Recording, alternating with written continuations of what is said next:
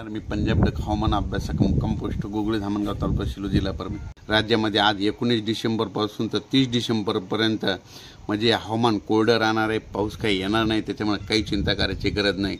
मागील एक व्हिडिओमध्ये मी सांगितलं होतं की दरवर्षी यावर्षी महाराष्ट्रामध्ये एक महिना पाऊस पडणार की दुसऱ्या महिन्यात कोरडा जाणार की तिसरा महिना कमी पाऊस पडणार। तर तुम्ही बघा म्हणजे मागील परिस्थिती बघितली तर नोव्हेंबर महिन्यात अवकाळी पाऊस झाला तर डिसेंबर महिन्यात कमी झाला।